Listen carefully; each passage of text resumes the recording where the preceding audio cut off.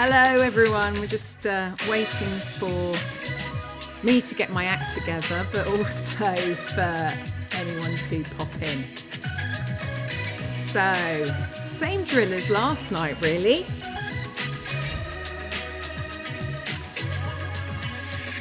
Where are you joining us from and what's your snack/drink? Actually, I failed on that score, but I have only just eaten my dinner.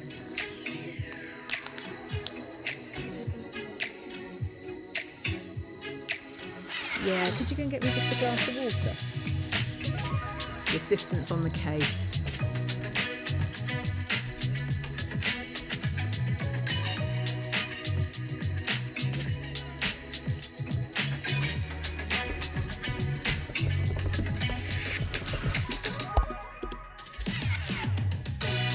Okay, I think this music's going to drive me mental if I have it on for any longer. So let's give that a rest and let's get started. Hi, hello everyone. Oh, look, I obviously had a lag on my Facebook. I can see everybody's in. Hello, Karen. Hello, Yvonne. Hi. So this evening is all about basically, it's just sort of building on what we did yesterday evening. So yesterday was all about you don't need to be able to draw to be creative. So that's all good. She's just bought the most enormous glass of water in. I'm worried I'm going to spill it. I'm just going to slurp some so it doesn't go over the computer. Right, okay, I'm back. Yeah, so it was all about you don't have to be able to draw.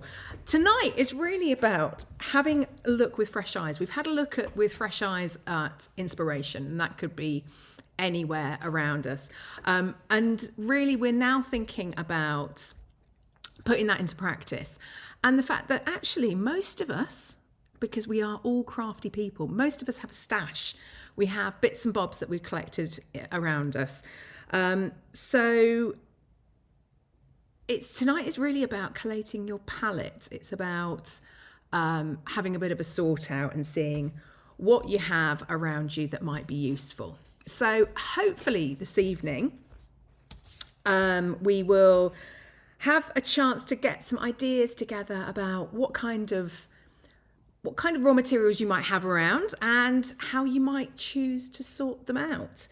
So yeah, now I was going to my initial set of notes here I'm looking at and thinking, oh, my brain was in a different order that day.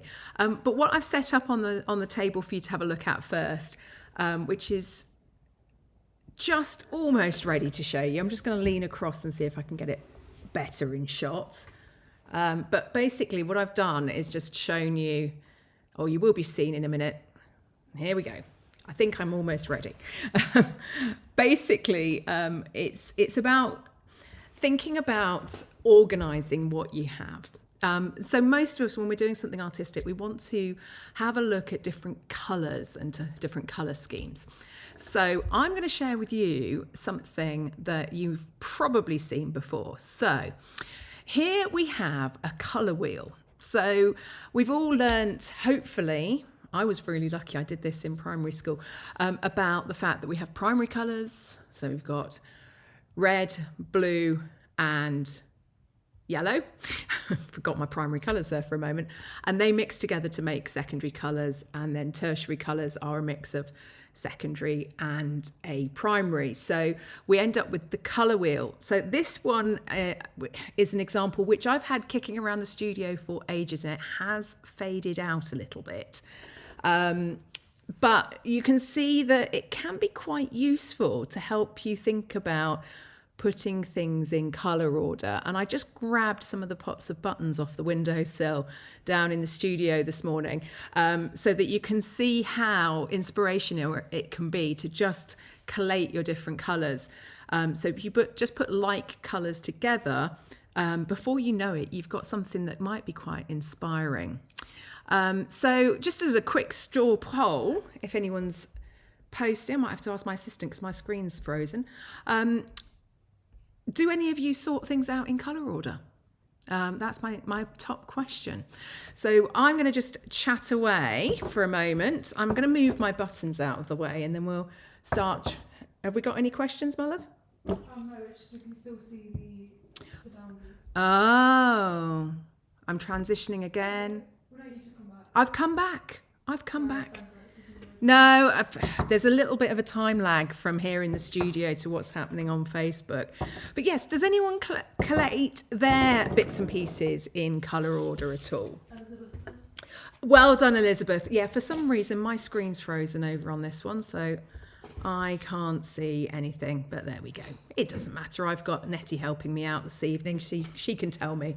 So Elizabeth does. And I find that actually being able to sort things into colour order is quite useful.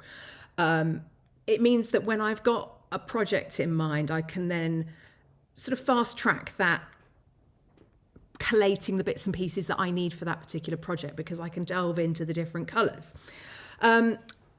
One thing that may help with this is also to have a look at categorizing your bits and pieces. So if you look around your creative space, you might find that you've got yarns and things that you can use for knit and crochet, but you can also obviously use those to stitch and to couch onto the surface. So I tend to use a bit of everything in everything. But it is quite useful to categorize things into different spaces. So here in the studio, I have mostly woven fabrics behind me here. So I tend to categorize my fabrics into wovens and knits and then heavier weight. So either upholstery weight or coating, thick fabrics, which can be quite useful for texture. But you can apply the same to your yarn stash because you might have double knit, you might have 4-ply, you might have chunky, you might have super chunky, you might have hand spun. Nikki does that. She goes by yarn ply. We've got all sorts of people. Yeah, fantastic. So, and that can help as well because if you just have things in one great big pot, you can be forever just hunting through trying to find something that's going to match your project or something that we've all had this situation, you're halfway through knitting a jumper, you realise that I've not actually got enough to finish the sleeves, and you try and go and source it and you can't find anything of the right batch, but maybe you've got something in your stash that could coordinate, that might go well. And this is where the colour wheel comes in quite useful because we can do things with the colour wheel in terms of sorting to help us kind of choose what's a complementary colour, so what's opposite on the wheel can look really nice, or something that's right next to on the colour wheel, so it's associated with the colour and it just blends quite nicely. So it seems like a really silly thing to have around, but I actually find it can be quite useful. So so as I said, in the studio here, I do try, and we're just reorganising the wool stash actually. If Emma's on this evening, she has been given the task of trying to work out which of the balls of wool are actually double knit. And then threads, I have obviously sewing threads, embroidery threads, which are split into Perle cotton and the 6-stranded embroidery, my favourite. And then I've also got strings and ribbons and different trims. And for those of you that maybe work on paper or canvas, you might have pencils, pens, markers, paint markers. I love a Posca pen. I have been known to use Poscas on felt actually. I think actually one of these pieces behind me has got, it's made of felt stitched into and painted on as well. So having everything sorted by category can be really helpful. And then looking at colour as well. So I'm just going to give a quick demo. This is going to be fun, isn't it? Because I've got some tiny scraps. Now, I think we're all a little bit like this. I'm a little bit of a hoarder in that I can't bear to throw precious resources away. You'll see what I mean. I'm just going to tip this out on my colour wheel and turn over to the other camera and you'll see what I mean. These are tiny wee scraps of quilting cotton. So I very rarely buy brand new fabric. Oh, gosh. Now I'm going to come up with colours that aren't on the colour wheel, aren't I? I very, very, very rarely buy new fabric. So when I am working with brand new fabric and when I've been along to courses and done quilting courses, I'm often working with virgin, as I like to call it, virgin cloth. And therefore, I feel really bad about throwing it away. So these scraps are way smaller than any quilter would ever use, unless you're doing something called confetti quilting, which is where you chop it up really tiny. So I can't bear to throw these things away just because I know it's really nice quality quilting cotton, and I just can't. My normal rule is, and you do have to have rules in your stash, Nettie, keep your eye out. Does anyone else have rules for their stash? I usually have a rule when it comes to fabric that if it's smaller than my hand, it can go in the recycling bin. But I'm not always terribly good at, and this is a case in point, I'm not always terribly good at sticking to that. So does anyone else have rules? Is it, if it's less than, I don't know, a few hundred yards, do you chuck out your ball of wool or any other such? I see, I've actually managed to identify some things here that I can throw away. But having things sorted does help. So, yeah, does anyone have any rules? That's the question. I mean, there's no rules up yet because obviously time, right? But Elizabeth uses paint shade cards. Paint shade cards. Elizabeth, that's a really, really clever idea. Paint shade cards are great. And actually, they're really handy if you're a paper cardboard collager. They're a great resource. Really good. So I'm just pulling together these scraps, and there's not that many different colours in here actually, but there we go. I'm hoping that I'm going to uncover some nice oranges and reds and things that might come in useful at the end of the week when I try my hardest to put together something that relates to our inspiration photograph from yesterday. So yes, I'm just whizzing through. I might give up in a moment. So yeah, does anyone have any rules?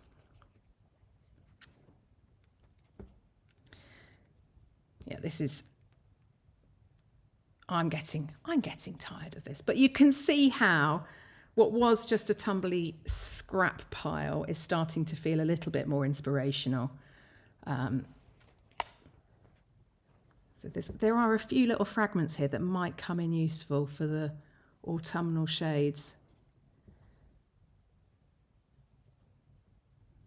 There we go. Right, I'm just going to clear those out. So the question is, once you've done all of this sorting, what do you do next? What do you do with all these little tiny scraps? Now, I mentioned yesterday that it might be a good idea to get together some pots or even, in fact, I'm going to switch over again. I suggested getting together some pots or little plastic. I quite like the Chinese takeaway, the plastic tubs that takeaways come in. But if you can't get your hand on that, there is also, you can use envelopes, you could use expanding files, anything from the stationery shop, really. I'm like Janice, if the cupboard door closes, she can keep the scrap. I love that, Janice. If that cupboard door still closes, fine. I have a similar issue here behind me on my scrap. I've got it's like an industrial unit, I think it came out of a warehouse or something. If these cubby holes are full, I don't accept any more donations of fabric. If it's shorter than Nikki's wrist, it goes in a stuffing bag. Ah, stuffing bags, fantastic. It's not throw it away, No, and actually I've passed that on to one of my daughters. She's got a big cushion that she made, and she keeps stuffing in her scraps. So a stuffing bag is a great idea. And in the studio here, we've got a great big basket that occasionally people come in and say, can I have some scraps to fill up a draft excluder or buffet or whatever. So yeah, fantastic idea. So it sounds like there are some great strategies out there to try and contain things. So we have to be realistic. We can't keep everything. So back to my little project here this evening. I have got some colours around here, which I will then, because I didn't bring any jam jars or anything with me, because I think they'd look quite pretty in jam jars. You can also keep things, and actually these little scraps work quite well, in Ziploc bags. So I'm going to transition back over, and I know that my quilter friends often use Ziploc bags when they are actually creating their quilts, because then you can label up which part of the quilt is which, and then it's all nice and sorted. So I'm going to put my greens in one, browns in another, and blues in another. And if you have things sorted, it then means that when you are working on a project, with any luck, it just saves you some time scrabbling, and it can be a therapeutic exercise. Now, one thing I was going to suggest and to share with you this evening is there is no need to do this all by yourself. And I am very, very lucky in that I have very supportive friends and family. And I have in the past had my very dear friends and family sorting out things for me, sorting out buttons, sorting out folding fabrics and putting them aside. But yes, it can be useful. The other thing is really useful if you have a friend who likes to model themselves on Stacey Solomon in Sort Your Life Out. It's really handy because they can be a little bit more brutal than you can yourself. Have you used this? Is it going to be any use to you? So yes, so there we go. That's one way of sorting things out. And I was just going to show you another little pot. This is a confession. Most of my personal stranded cotton, I actually have sorted out. And this was a team effort. I spent evenings and evenings winding my reclaimed stranded cottons onto little cards, well, I'll show you one here on camera. So onto these little bobbins. You can buy a little tool to even help wind them on. So I spent evenings and evenings doing that one year. And then I asked my children actually to help me put them in rainbow order. But it did get a little bit out of hand. And I'll show you just two of the boxes on the overhead camera. So I have to confess. So in my defence, I did buy an awful lot of these secondhand. But there are actually, I think, 7 boxes of these embroidery threads in my personal collection. So quite a lot of embroidery threads. But because I know that these are all stranded cotton, they're either Anchor or DMC. In amongst them, there are also a few very, very precious Periluna, I think it's called. No, Periluster. Never seen them brand new. I presume it's a brand that's disappeared. If anyone knows anything about that brand, do let me know. I'd be really fascinated. But they are beautiful threads.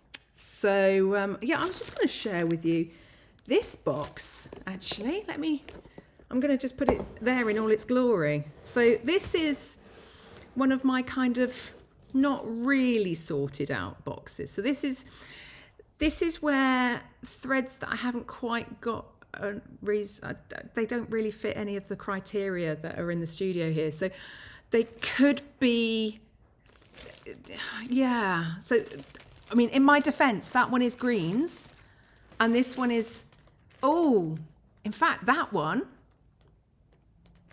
I've got a feeling that one was actually a little prize from my embroidery group when I did a good piece. So those are some beautiful, and they're too nice. You see, I must use those because I haven't used them. So there are some special things in here, but there are also, we're not all perfect. So, look, I've got some Perle cotton here, some nice lightweight things in the bottom here. They haven't found their way into my larger boxes of Perle. And there's some nice fluffy things. I'm afraid I don't even know what this is called or what it is. It's quite old. there is a little label there. It says it's Anchor. But these colours are just quite intriguing, and the texture's really nice. And I don't want to put them together because they don't fit with the other threads. So this is why this box is kind of separate from the rest. And then those are linen threads, I think. Yes. So these are things I've picked up, and they don't really fit any other criteria. So you are absolutely allowed to have boxes that break the rules. But if you have things sorted out to a certain extent, it can, I think actually it can spark some extra creativity.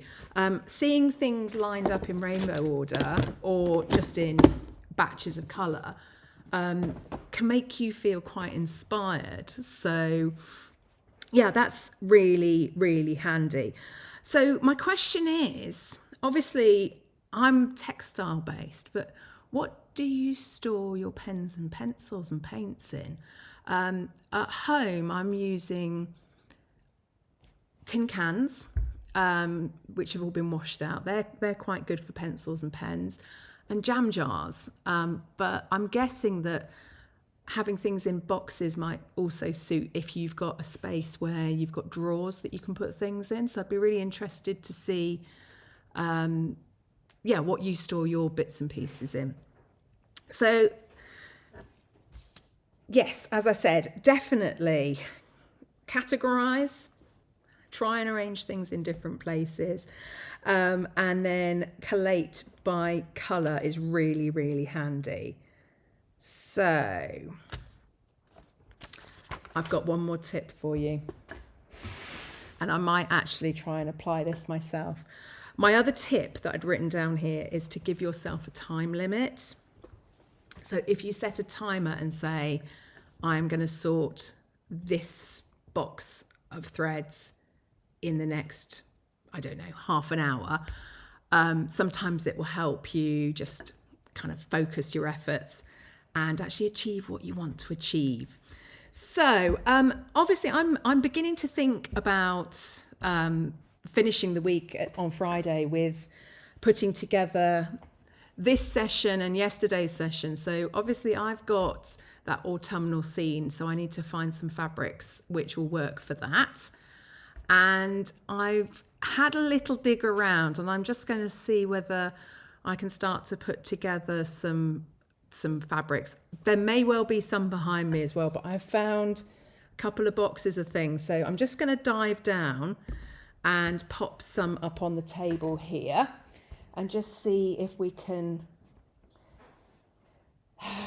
sort things out and actually find things that might be useful for this project. I've got a trug down here which is full of bits and pieces, and let's just see. There may be things that are really not that helpful. Right, let's have a little sort through. Using a beauty box with a strap to store paints and pencils. Beauty boxes. Let me just flick back over again. So yes, absolutely. Beauty boxes is a great idea. And just remember the fishing tackle. If you're into beading or jewellery, fishing tackle boxes are great as well. I think with anything like this, have a look at what you've got around your house, but also if you happen to be in Pound Stretcher or B&M or any of those little stores, they often have quite low-cost storage devices that might just suit your particular things. So thanks for that. Beauty boxes is a great idea. Right, so with my palette, it can get quite complicated because obviously I've got multicoloured things. So today I'm going to call that red because the majority of it is, and that's the colour I'm most likely to use. That is a scrap that, to my rules, should not be in here. So that one I am going to put in the recycling pile. Again, this one's multicoloured. Sometimes I end up with a cubbyhole for multicoloured. But again, we are thinking about that autumnal scene, so I'll probably put that in red as well. And hopefully when I then compare it to my reference, I might see some shades in amongst here that could work. And what I try and do is sort of fold things up so they're a similar kind of size. It's not always easy. Oh, that's totally different. I'm going to put that to one side. Yeah. So it's about just trying to kind of put light colours together. Now, if you are looking at, particularly this is a useful tip for quilters, if you're looking to try and make sure that you've got a good level of contrast in your picture or in your quilt, the sort of the value of the colour, how light or dark it is, can be really, really helpful and useful. And often that can be quite difficult to tell. My colour wheel actually comes with a red thing, which then allows you to pass it over, and it will give you an idea of what is lighter and darker. It's probably not the easiest thing to see. A much easier way of doing it actually is to get your mobile phone and to adjust the colour. So if you take a photograph and then just basically take all of the colour out of the picture and turn it into black and white. And then you get a much easier way of finding out, the lights and darks, or the mids and the darks, the heavier colours, the lighter ones. You see, now I'm not sure where that's going to go with that one. You basically just sort of end up just making your best guess when you've got fabrics, because you're not quite able to say, yes, that one's definitely red and that one's definitely orange. And the other thing to bear in mind is you don't always have to use the front. I often use the back of a fabric, so it might give the right kind of colour that you're looking for. So there we go. So it's the beginnings of something. And what I would probably do with that lot is, you can see how the back of that might work for a sky or something, but that's really shouting out on camera because it's too light in comparison with everything else. Just take it away for a moment. So I would typically have fabrics like this all in order, and then bring my reference photo back in and just see whether any of them might be suitable. But once you've got things sorted into colour order, it generally helps speed up the process, and you will find yourself inspired, hopefully, and able to make a start on your project. So with any luck, hopefully slightly different evening this evening, seeing me scrabbling around with various different pieces of fabrics and threads and things. It's been really, really fantastic to see how things are coming together. Now, if you want to join in the challenge and craft along with me, we've got a couple of days until at the end of the week, so we're not going live again until Friday.